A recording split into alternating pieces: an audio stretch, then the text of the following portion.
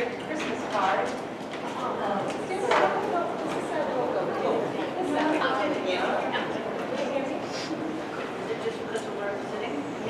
Can people out there hear? Is it just, okay.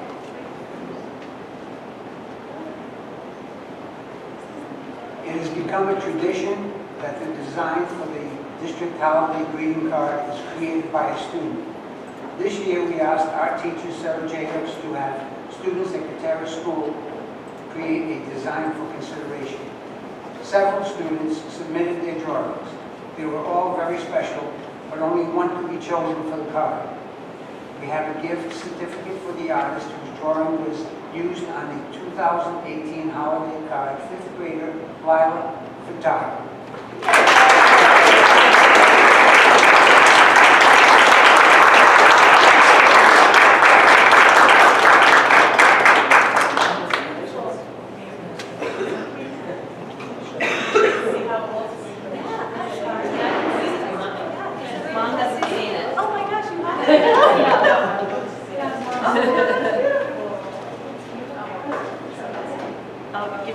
I'll give you my copy too. I'll be getting. Yeah, hold on to that. I can get it. Are you sure? Thank you. Yeah. Thank you so much. Thank you.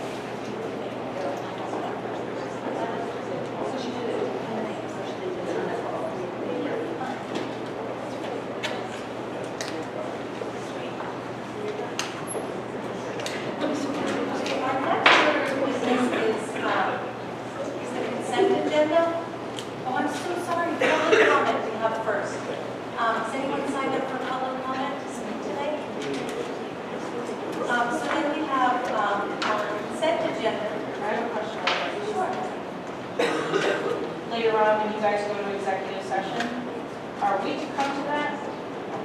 No. Okay.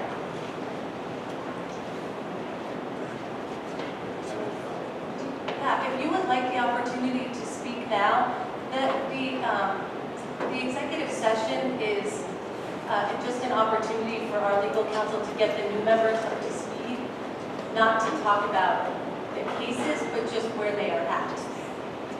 Because of the transition and having a new committee. If we were to talk about any individuals in that forum, then those individuals would be invited in. Sure. So they're not going to know what we already said. Is that correct? I didn't know if it was like when you guys went into executive session before we went into our executive session. Is that what this executive session is? No. No. This is just purely. The purpose of the executive session tonight is to ensure that the 3 new school committee members are provided with all of the information that the 6 returning school committee members already have regarding each of the situations. No, there's not going to be any further discussion about we're not going to be gathering any more information. We're not going to be asking questions about it. We're just getting an update from legal counsel so that those new school committee members have all the same information so that we can then, as a unified school committee, make a determination as to how to most expeditiously and appropriately move forward on the next steps. But there's no further steps that are being taken tonight. We aren't going to be deciding how we move forward tonight either. It's just bringing everybody up to speed. And what is your comment on, you said for the new members, but one is missing. So how is that, if you have the ability to say, how is that being So that person rectified, dealt with? I don't know. That person will be left to read the minutes and to get the, whatever supporting documents will be supplied. So, because he's not present tonight. But we're not going to have to then go into yet another executive session when he does arrive? That's not the plan now. Okay. Maybe, would you like to speak during this public comment section before we move on? No, I would have specifics to talk about. That's it. And if that would be potentially inappropriate. Okay, so the next order of business is our consent agenda. That's all items listed on the agenda with an asterisk. They're considered routine by the school committee. be enacted by one motion. There will be no separate discussion of these items unless a committee member requests, in which event the items will be withdrawn from the general order of business and considered in the normal sequence of the agenda. So right in that section, you can see we have those 3 minutes listed there that are part of the consent agenda. We also have an asterisk next to number 9 under Roman numeral 6 for personnel. That item, personnel, is going to be pulled from the consent agenda tonight, so right now we will just be voting on the minutes under Roman numeral 4 and the administrative reports, which is Roman numeral 8. So can I get a motion? Madam Chairperson, I make a motion to accept the consent agenda. Second. All in favor? Aye. I move, Madam Chair, I move that we seal the executive session minutes of October 22nd, 2018. All in favor? Aye. Dr. Andrew, did you have something to say? Yeah, I just want to make sure when we review personnel that we're pulling A1 from the personnel recommendations. We are, okay. If we're pulling A1, Aaron, can we vote on the others? The personnel recommendations were pulled from the consent agenda at my request to ask for explanation of personnel recommendations from Dr. Andrew. Okay. To be done in open session. Okay, so is there any need to go into the executive session, which is listed next? Well, obviously there is, and Well, Adam, maybe you can explain why you wanted that pulled from the consent agenda. There's nothing in, well, at a minimum, there's nothing in what I've asked Dr. Andrew to do that requires an executive session. It's an explanation of what we're voting on for the benefit of the new members. yeah, I know that, but Aaron said that the personnel recommendations were being pulled because you asked for them to be pulled. Did I mishear that, or was mishear, that's not a word. Did I not understand that, or? It was only pulled from the consent agenda, but not for purposes of an executive session. So we're going to vote on it separately Yes. now? We can do that in the order that it comes up. That's the next thing. Where is it then? Well, it's listed as number 9 on the agenda. All right.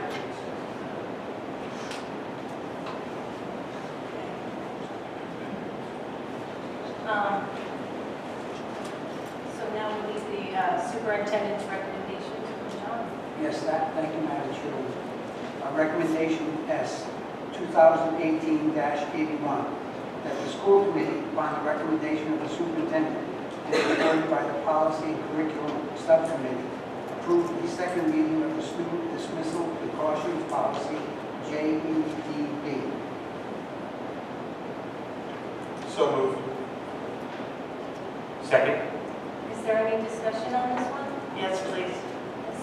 I'm simply going to renew my objection that limits the parents from being allowed to say how their children come and go to school. So I'm going to vote no on this again. Any other discussion? Adam? Just to point out that for the benefit of those in the audience and those who might be watching the video, that the policy that we're voting on lays out the processes for the dismissal of students during the school day. I believe, and correct me if I misstate this, Madam Chair, that it sort of consolidates both this and another policy that we're going to be addressing shortly. And this is the second reading where there were some minor edits, but nothing significant made between the first reading and the second reading. That's correct. And back when we started work on this policy, it was a policy that really covered student dismissals during bad weather, inclement weather situations, and so we opened that up to also include other situations as well.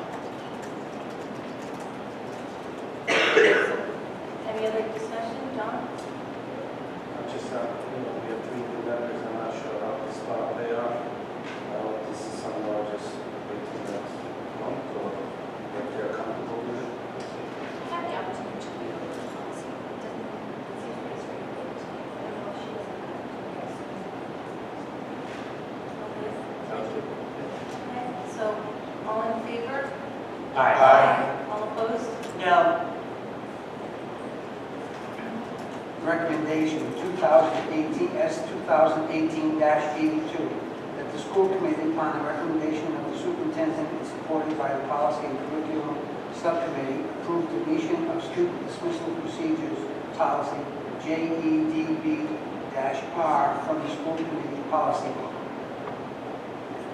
So moved. Second. Any discussion? Again, just for the benefit of those in the audience, this is a policy that we're now deleting because it is now addressed by the policy that we just passed. So there's no reason to have redundant policies that can be potentially confused. Okay, all in favor? Aye. All opposed? Recommendation S 2018-83, that the school committee, upon the recommendation of the superintendent and supported by the policy and curriculum subcommittee, approve the second reading of the reporting known or suspected child abuse and/or neglect policy. So moved. Second. Any discussion?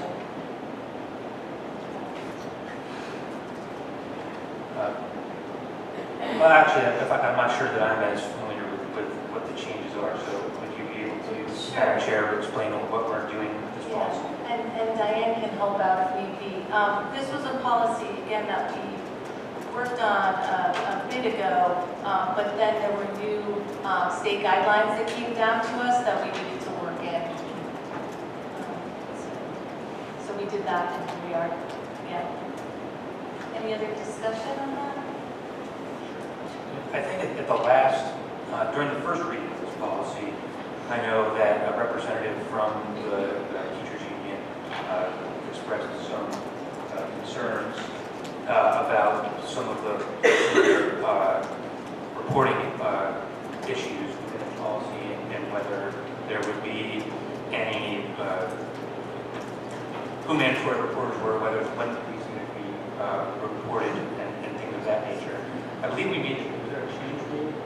Yeah, and for tonight's purposes, we did take out the exhibit that goes along with this policy, which is the form that the teachers and staff sign.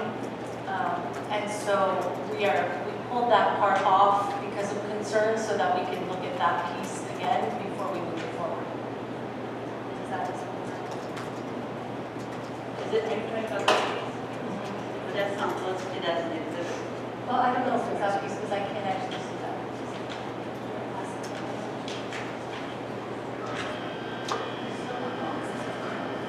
It's the acknowledgement by teachers and staff that I got it, all right, thanks. I believe that's is that exhibit B? It is. so that is not being voted on tonight. That will go back to the policy subcommittee for another look. So, Madam Chair, just for clarity, that means as of what we're voting on tonight would mean that we're passing a policy that does not include any requirement of the signature policies. We have a policy that's in effect, we just would not have the signature policy. That is correct for the moment, yes. Just for clarification, this policy reflects state law, the teacher's obligation, so not having the teacher sign off doesn't preclude them from not following the law. So they still need to follow the laws just to sign off. And we will be working with BWRSD on the specific language. Any other questions or discussion? Okay, all in favor? Aye. All opposed? Recommendation S 2018-84, that the school committee, upon the recommendation of the superintendent and supported by the policy and curriculum subcommittee, approve the first reading of the evacuation and lockdown drills policy EBCB, formerly fire drills policy EBCB. Second. Discussion? Yes, is this a law? So, Or is yes, this a, I mean, shouldn't we cite the law? In the policy? we do cite it in the policy. Do you not see it there? Oh, okay. No. So, I'm used to seeing it at the bottom. I didn't realize that you had put it at the top. Maybe we should do that to all of the policies, either move them up or move them down. It's a good idea. Or have them both in some cases, but have absolutely. Both is fine, but that's just where we put it, that's why I didn't see it. Okay. So this is a policy that, again, was updated to reflect Rhode Island general law in cases of evacuation and lockdown drills and fire drills and all the drills. Is there any discussion or question on this one? Okay, all in favor? Aye. All opposed? Recommendation S, 2018-85, that the school committee, upon the recommendation of the superintendent and supported by the policy and curriculum subcommittee, approve the first reading of the crisis management and communication policy. So moved. Second. Any discussion?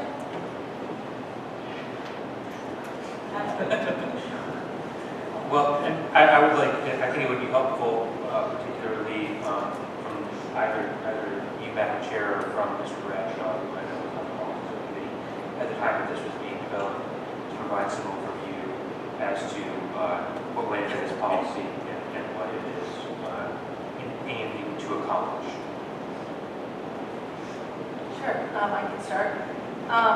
This is another policy that we've been working on for some time, and it's a policy that that we have put in place dealing with how to communicate crises and incidents to families and community members. Yeah, I have it right here. I'll just read the purpose really very quickly. The purpose of the crisis management and communication policy is to outline the responsibilities and duties of Bristol Warren Regional School District staff during a crisis situation. This policy provides parents and guardians and other members of the community with assurances that the district has established guidelines and procedures to respond to crisis situations in an effective and efficient manner so that schools can quickly and adequately restore the school climate to optimal learning conditions. Safety and security of students and staff of the district is of the utmost importance. District and school administrators coordinate closely with our town emergency management officials and law enforcement representatives to monitor and update this policy on a regular basis. So this is a brand new policy that is not being updated. This is the first time it will be enacted for this district. Yes, and this is a policy that I know Mrs. Santa has run by the police chiefs because it's really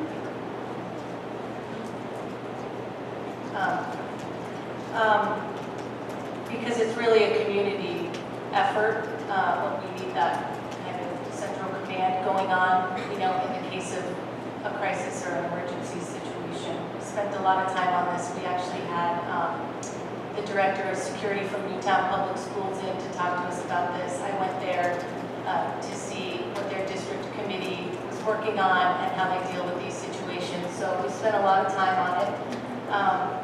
And that's pretty much the crux of that. Is there any questions or discussion on this one? Okay, all in favor? Aye. All opposed? Recommendation S, 2018-86, that the school committee, upon the recommendation of the superintendent, supported by the policy and subcommittee, curriculum subcommittee, approve the first reading of the staff-student relationship policy, GBH. So moved.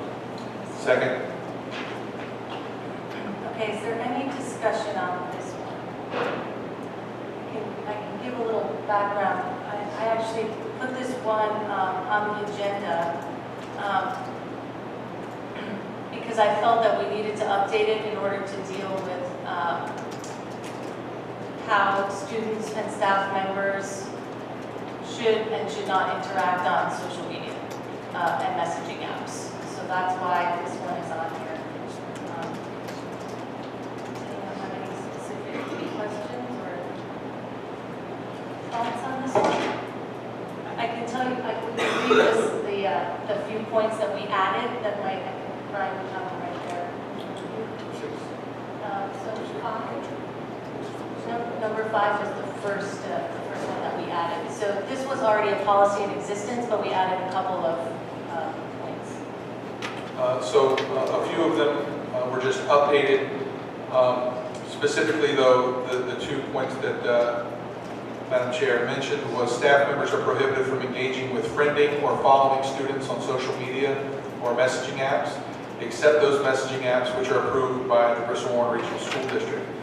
And staff members may only text individual students or groups of students via district-approved apps such as Remind, which stores all messages sent by staff members in the event that administration would need to review them. So we just want to make sure that we have a record and a trail of all the communication between staff and students. Yes, John? So, is this a policy to look from another district, or did we create this from scratch? Well, this particular policy already existed, and I wanted to address the idea of staff members following students on Instagram or friending them on Facebook, thinking about what's an appropriate relationship there. And so when we looked through the policies, we didn't see that those things existed at all, and thought that this was the policy that they would fit into, and so this is what we came up with. It's excellent. I would just have our legal counsel look at it, just to verify there's no issues there. So, very good. Looks good, Andrew, or do you have Yeah, any concerns? I'm looking now, it certainly looks fine, I'll take a quick look and let you know. Okay. Yeah,